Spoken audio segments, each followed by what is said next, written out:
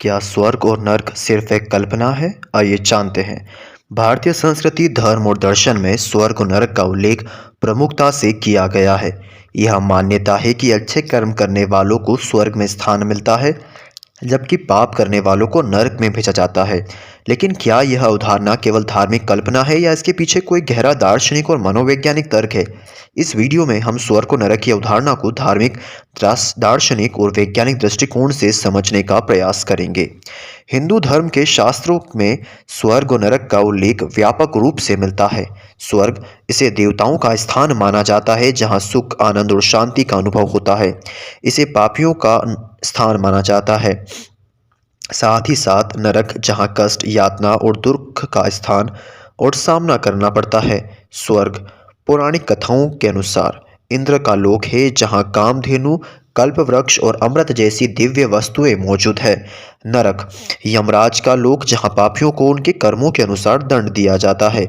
गरुड़ पुराण और अन्य धार्मिक ग्रंथों में नरक के विभिन्न प्रकारों का वर्णन है, जैसे कि रोरव और कुंभीपाक। स्वर्ग और नरक का प्रतीकात्मक अर्थ। मानसिक स्थिति के रूप में स्वर्ग सकारात्मक भावनाओं, शांति और संतोष की अवस्था। नरक नकारात्मक भावनाओं, दुख और पछतावे की स्थिति। जब हम अच्छे कर्म करते हैं तो दूसरों की मदद करते हैं, तो हमें भीतर के से खुशी मिलती है, जिसे स्वर्ग कहा जाता है।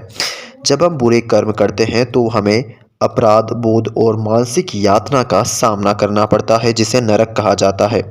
स्वर्ग और नरक की दार्शनिक दृष्टि। स्वर्ग और नरक को कर्म के परिणाम स्वरूप देखा जा सकता है।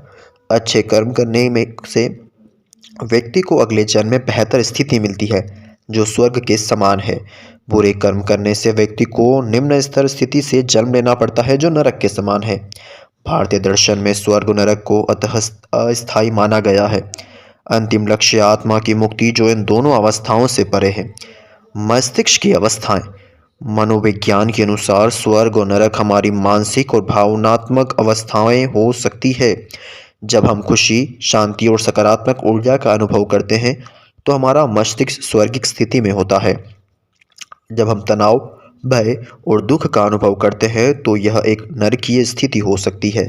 कुछ वैज्ञानिक मानते हैं कि स्वर्ग और नरक को ऊर्जा के रूप में समझा जा सकता है। सकारात्मक ऊर्जा स्वर्ग के समान है, जबकि नकारात्मक ऊर्जा नरक के समान।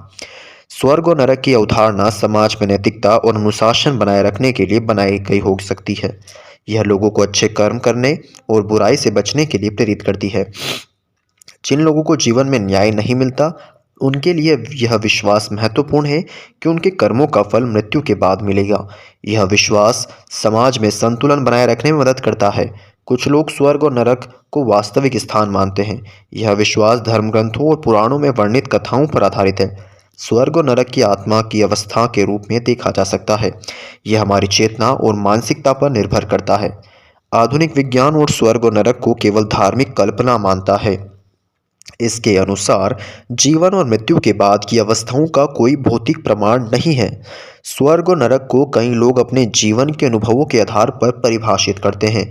किसी के लिए स्वर्ग सुखद अनुभव हो सकता है, जबकि किसी के लिए नरक कष्टप्रद यादें। जब हम बुरा कार्य करते हैं तो हमारा मस्तिष्क अपराध बोध महसूस करता है, जिसे नरक कहा जाता है। अच्छे कार्य करने से आत्मसंतोष और खुशी मिल सकती है, जिसे स्वर्ग कहा जा सकता है। कई बार लोग अपने सपनों के लिए स्वर्ग और नरक का अनुभव करते हैं। यह उनके दिमाग की गहरी भावनाओं और विचारों का प्रतीक हो सकता है। जो लोग धर्म से गहरी आस्था रखते हैं, उनके लिए स्वर्ग और नरक वास्तविक है। यह उन्हें अपने कर्मों के प्रति सचेत रखता है। नास्तिक लोग स्वर्ग और नरक को केवल धार्मिक कथाओं और कल्पनाओं का हिस्सा मानते हैं। उनके लिए यह जीवन और मृत्यु के बाद की अवस्थाओं का कोई ठोस प्रमाण नहीं है।